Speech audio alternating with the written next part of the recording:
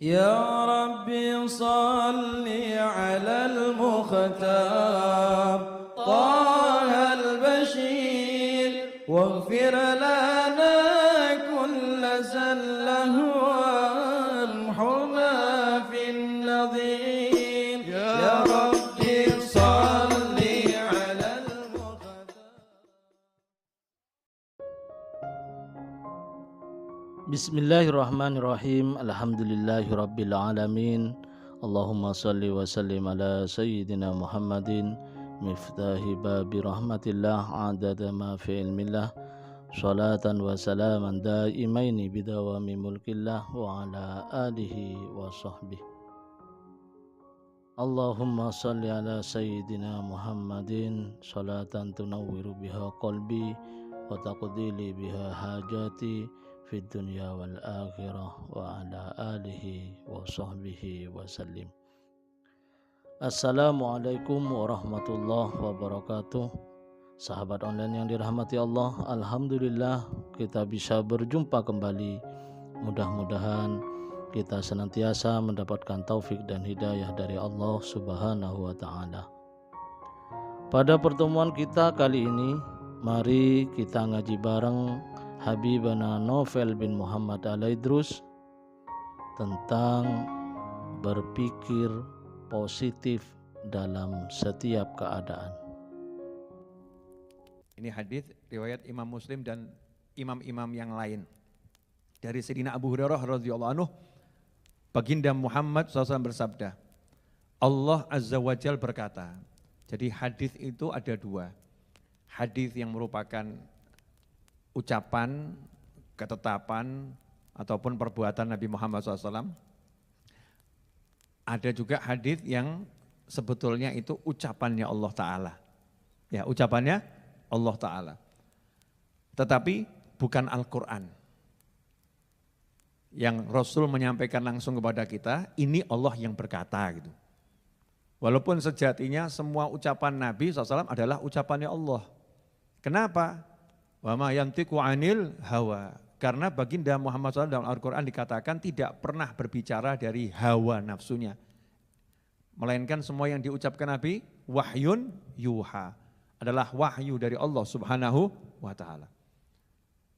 Maka hadis yang sebetulnya ucapannya Allah tapi disampaikan Nabi SAW itu disebut hadis qudsi.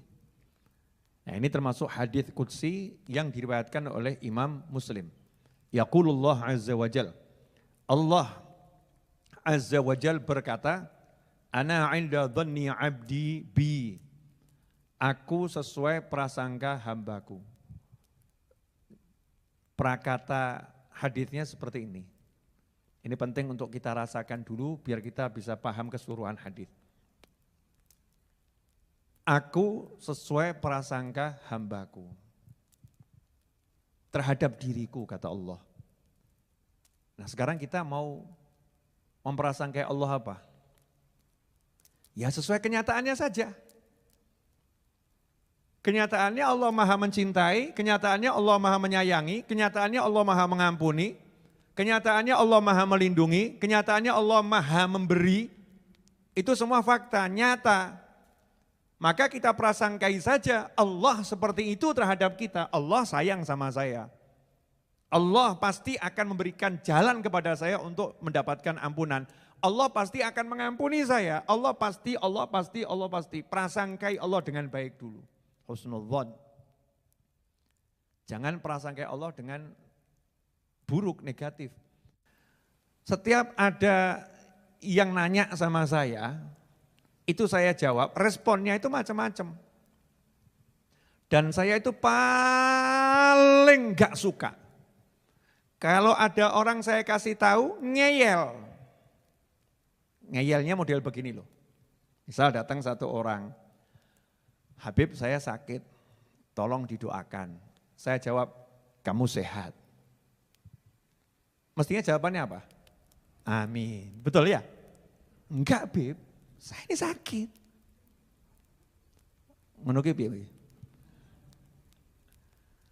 Habib saya sakit, doakan. Kamu sehat. Mestinya jawabannya, amin.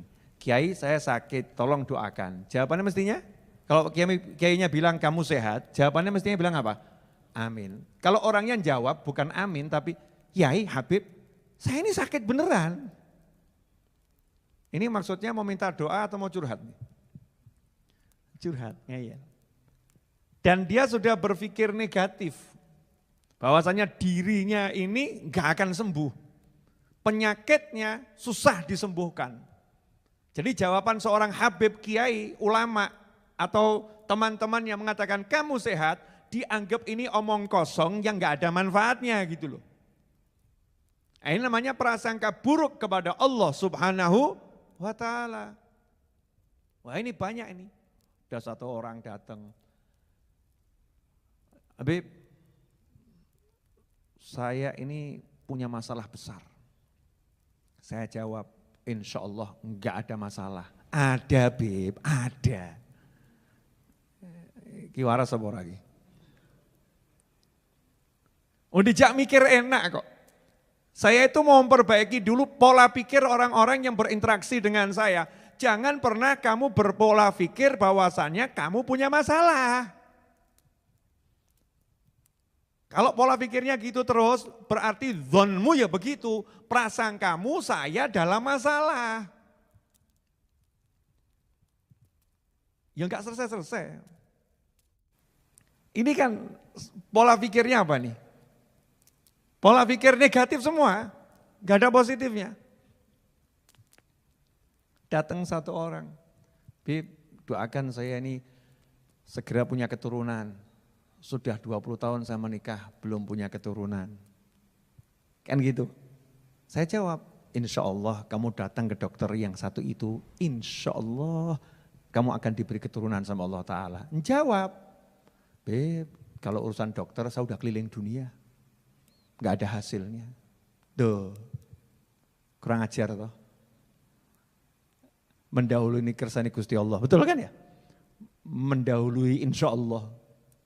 Udah dibilang insya Allah kok mendahului insya Allah. Berarti insya dia. Bukan insya Allah itu. Jika dia mau.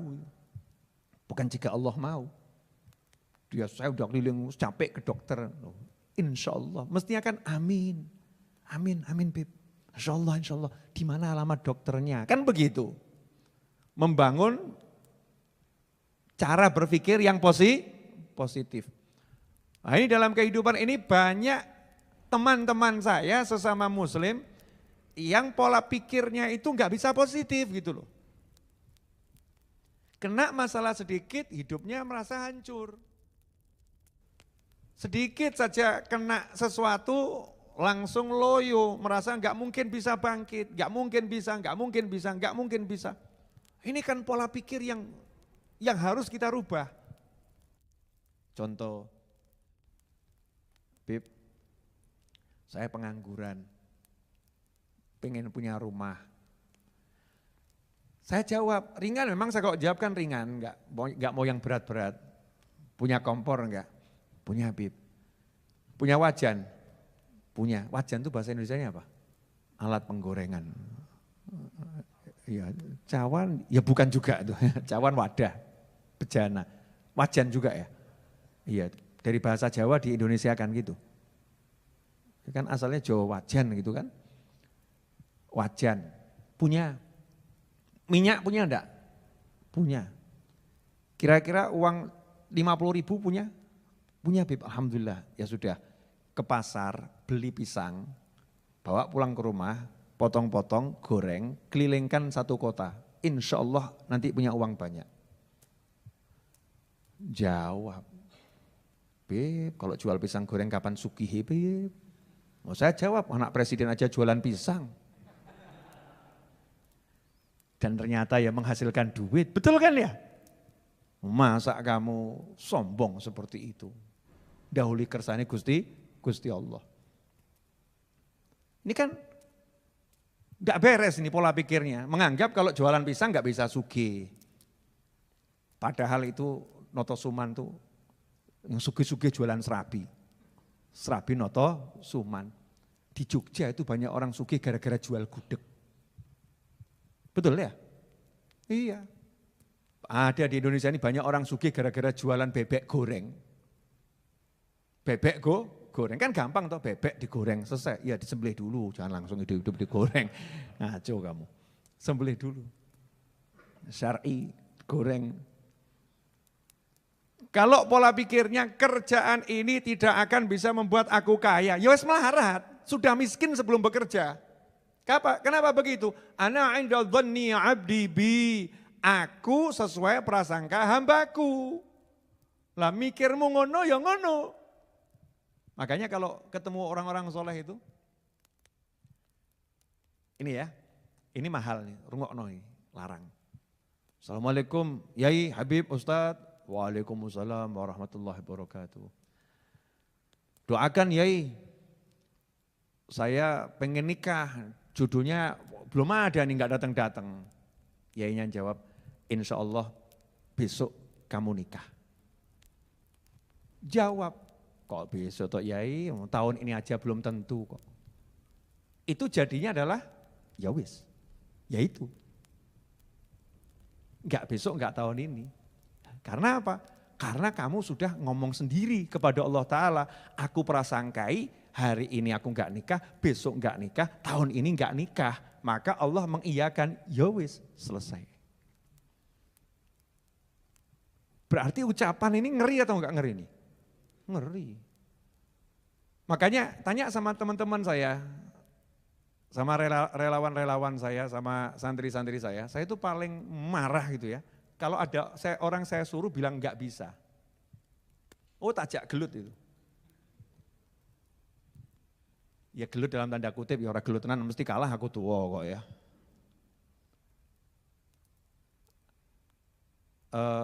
Kamu misal nih ya, beli tiket, gak ada Bib, gak mungkin dapat.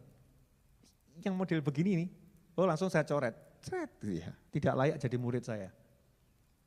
Kenapa? Kakek mikir, kebanyakan mikir. Kamu cari tiket, bismillah, sami'na wa ta'na. Nanti kalau udah keliling tutup kabeh baru laporan, tutup Bib, kan betul gitu. Tapi pola pikirnya adalah insya Allah ada yang buka. Pola pikirnya harus betul dulu. Dulu saya kalau guru saya ngomong sesuatu, saya nggak pernah ngomong nggak bisa. Nggak pernah ngomong nggak bisa. Saya masih ingat ketika guru saya ngomong ke saya, Novel beli mobil ya. Lawang saya itu uang 1 juta aja nggak punya kok.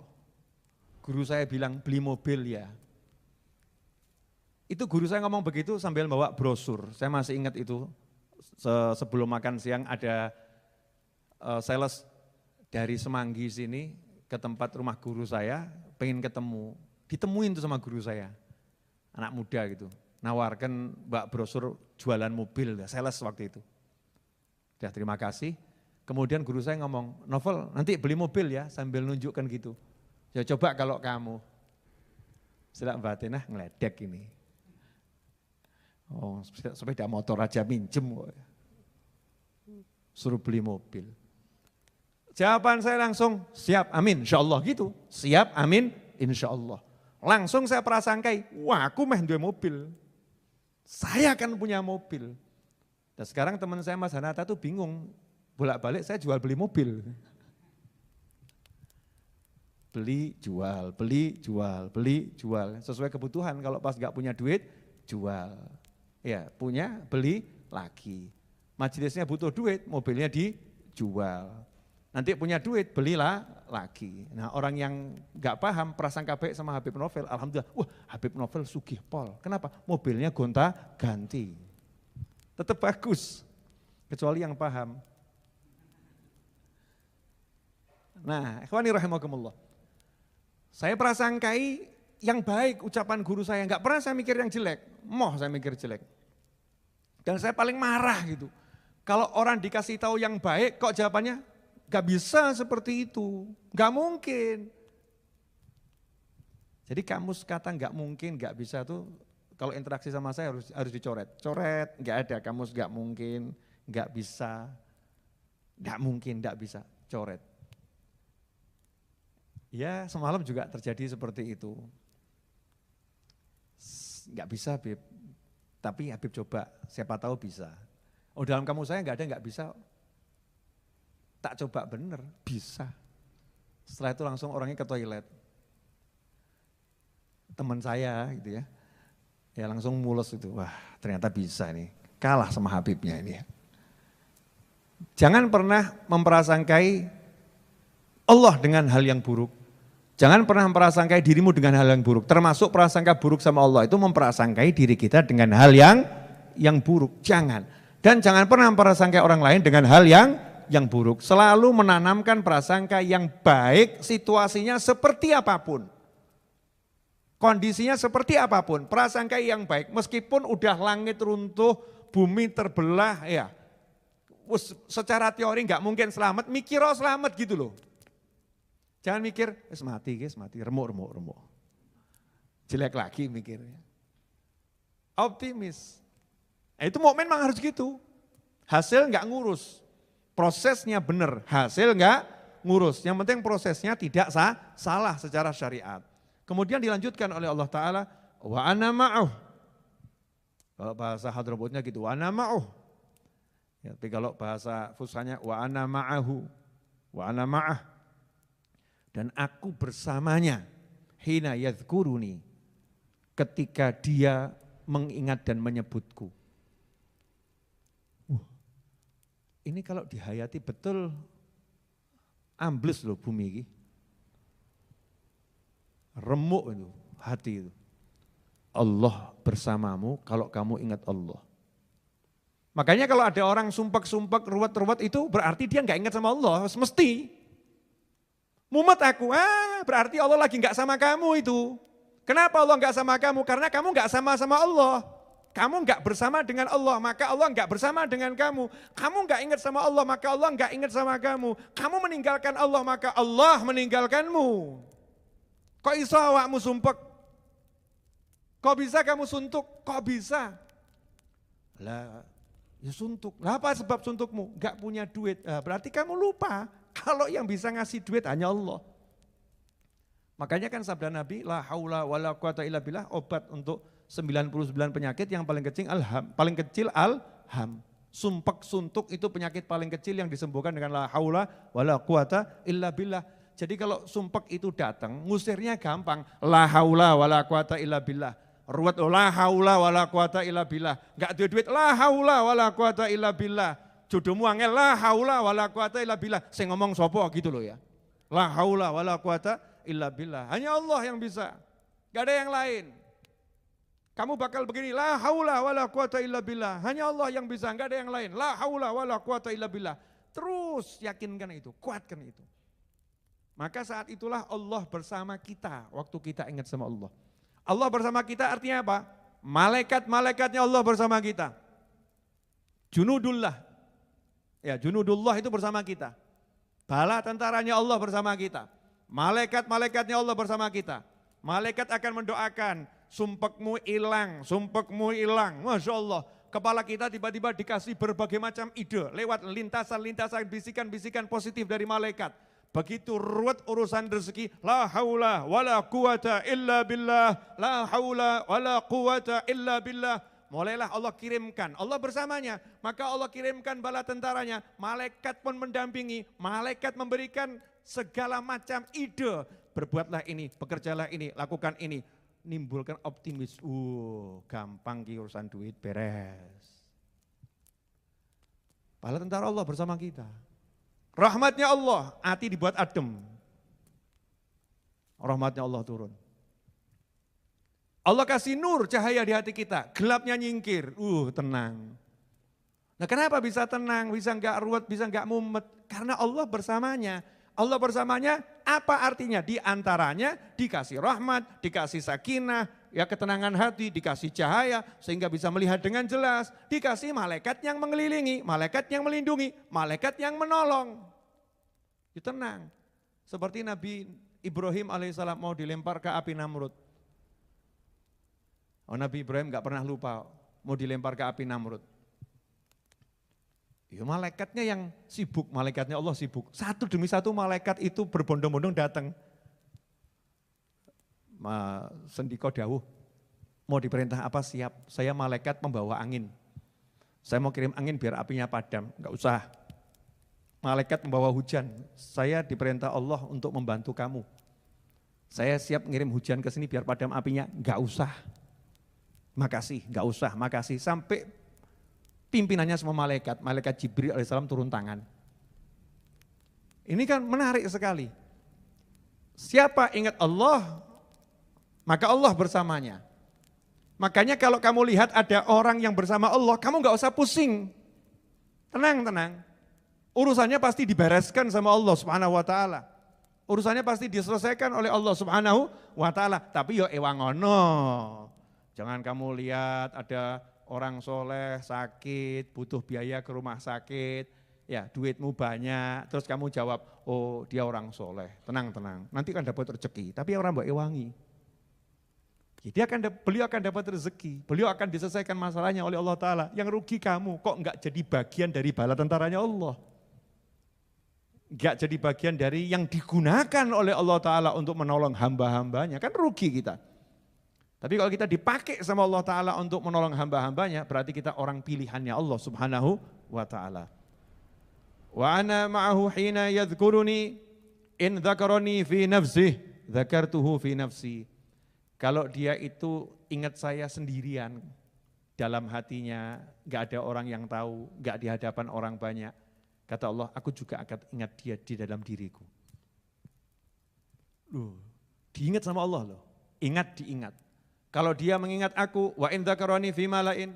Kalau dia mengingat aku di hadapan orang banyak, misalnya di pasar, la ilaha illallah wahdahu la syarikalah, lahul mulku walahul hamdu yuhyi wa huwa hayyun la yamut biyadil khair wa huwa ala kulli syai'in qadir. Dia baca 3 kali dengan suara keras. Kan di hadapan orang banyak, zikir bil jahar.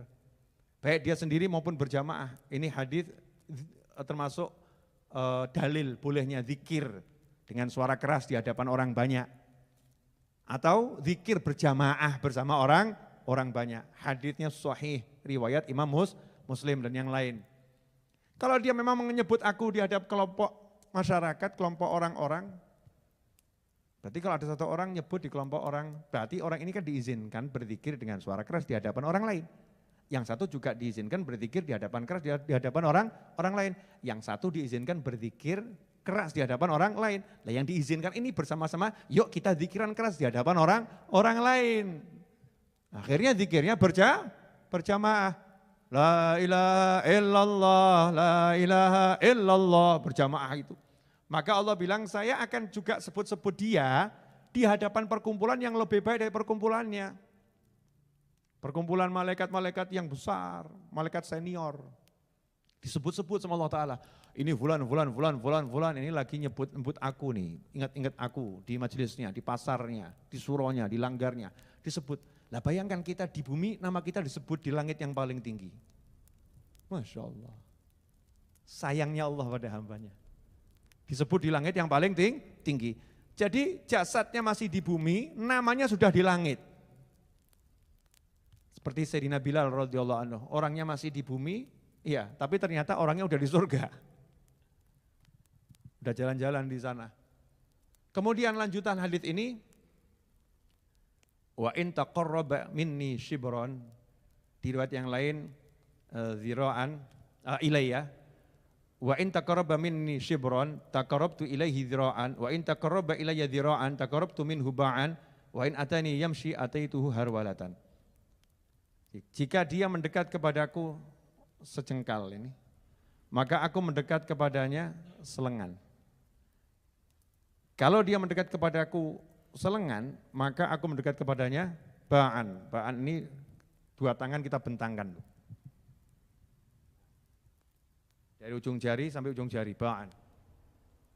Jika dia mendekat kepadaku dengan berjalan kaki, maka aku akan berlari menghampirinya, berlari kecil menghampirinya. Jangan salah mengartikan hadis ini ya, ini bukan menyamakan Allah dengan makhluk.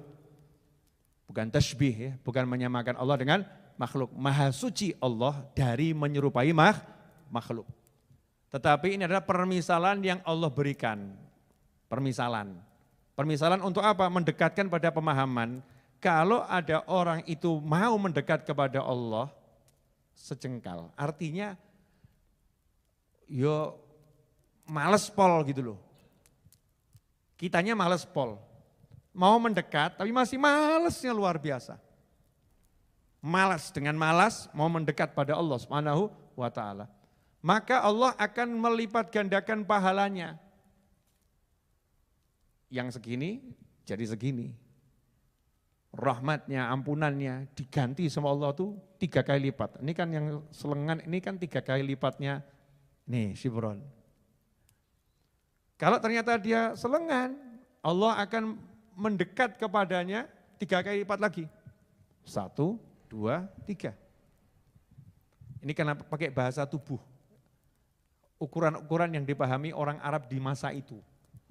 Karena kalau pakai meteran kan nggak mudeng, berapa meter gitu. Pakainya bahasa tubuh. Kalau ternyata dia mendatangiku dengan berjalan, aku mendatanginya dengan berlari. Artinya apa? Artinya ampunannya Allah itu lebih cepat daripada kita minta ampun. Allahumma gfirli, wes diampuni loh. Ya Allah, beri saya rahmat, sudah dari rahmati. Datangnya rahmatnya Allah lebih cepat dari permintaanmu untuk minta rahmat. Datangnya ampunannya Allah lebih cepat daripada permintaanmu untuk minta ampun. Datangnya pertolongan Allah lebih cepat daripada permintaanmu minta tolong. Nah, cuman kadang-kadang kita ini yang menganggap makna pertolongan Allah itu kan beda-beda. Bib, katanya saya kalau minta tolong sama Allah ditolong, tapi ternyata kok hutang saya nggak selesai-selesai. Ya, makna pertolongan Allah ini apa? Itu dibahas di pelajaran khusus, bukan malam hari ini. Ya, bukan malam hari ini. Nah, sampai titik ini mudah-mudahan cukup bisa dipahami bagaimana Allah itu lebih mendekat kepada hambanya ketimbang hamba itu mendekat pada Allah. Saya mau kasih ini mudah-mudahan bisa dirasakan. Kalau ada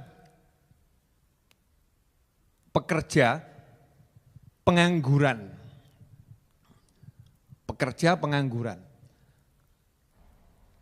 terlilit hutang, dan terancam diceraikan oleh istrinya. Karena istrinya udah nggak kuat hidup dengan seorang suami yang nggak bisa memberi nafkah. Bukan nggak mau ya, tapi nggak bisa memberi nafkah. Terus pekerja tadi mendatangi orang yang terkaya di desanya, atau di kampungnya atau di kotanya, nunggu di depan pintu rumahnya, mengetuk pintu rumahnya, sampai ditemuin. Setelah ditemuin, kemudian dia merendahkan diri serendah-rendahnya dan mengatakan, tolong saya siap diangkat jadi apapun, mau bagian kosek-kosek WC siap, bagian bersihkan apapun siap, yang penting saya diberi gaji yang cukup untuk membiayai kehidupan anak istri saya. Cukup untuk makan mereka, biar rumah tangga saya selamat, anak istri saya selamat, tolong saya. Saya mau nanya, kalau ada orang yang susah begitu kemudian bersikap seperti itu, wajar atau enggak wajar? Wajar tuh ya, namanya juga orang butuh. Kalau begitu kan wajar. Tapi kalau kondisinya dibalik, ada orang yang kaya raya, gak butuh duit, gak butuh apa-apa, dia yang punya semuanya, terus ngomong ke kita, tolong kamu datang ke rumah saya, ya tolong datang ke rumah saya, kamu ketuk-ketuk saya, kalau kamu berjalan ke rumah saya akan sambut kamu, saya akan muliakan kamu. Saya mau nanya, berarti orang kaya ini baik atau enggak baik? Sangat baik. Lantas bagaimana dengan Allah Subhanahu wa taala terhadap kita semua, yang mana kita ini fakir, butuh dengan ampunannya Allah taala, kita yang butuh dengan rahmatnya Allah taala, kita yang banyak salah dengan Allah taala, kita yang penuh dosa dengan Allah taala, tapi justru Allah yang manggil kita, ayo minta ampun sama aku, ayo minta sama aku, ayo kesini kamu, aku datangin kamu, kesini pintuku terbuka terus, ayo minta sama aku, ayo minta sama aku. Saya mau nanya, maha baik atau enggak maha baik Allah itu? Maha baik. Makanya itu Allah paling marah kalau ada manusia yang menutup pintunya Allah. Dengan kalimat gak mungkin kamu masuk surga, gak mungkin kamu diampuni Allah, gak mungkin kamu bisa masuk jannah, gak mungkin kamu bisa jadi walinya, gak mungkin kamu, na'udzubillah min dzalik. Lawang Allahnya selalu mengatakan sebaliknya kok. Makanya saya ambil judul malam hari ini, ya, aku mendatanginya, gitu kan ya. Jika dia berjalan, aku mendatanginya berlari, menghampirinya berlari. Untuk memberitahu bahwasannya Allah Ta'ala itu sangat mencintai kita semua. Jazakumullah khairan, mudah-mudahan bermanfaat. Alhamdulillah kita telah menyimak penjelasan dari beliau.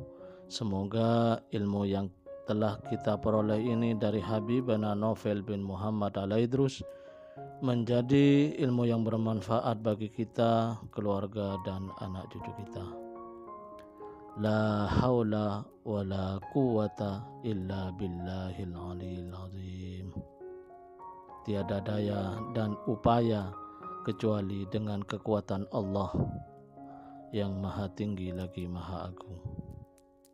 Semoga dengan ini cara berpikir kita berubah, selalu berpikir positif terhadap setiap keadaan, berbenah diri untuk menjadi umat terbaik. Semoga segala hajat kita dikabul oleh Allah Ta'ala dan segala kesusahan kita selalu diberikan jalan keluar oleh Allah Ta'ala. Amin ya Rabbal Alamin. Mari kita bersama-sama membaca sholawat. Allahumma salli ala sayyidina Muhammadin ghina ifaqri wa hayati ruhi wa sururi qalbi wa najati fid dunya wal akhirah wa ala alihi wa sahbihi wa sallim. Wallahu alam bisawab. Semoga ini barokah dan manfaat. Assalamualaikum warahmatullahi taala wabarakatuh.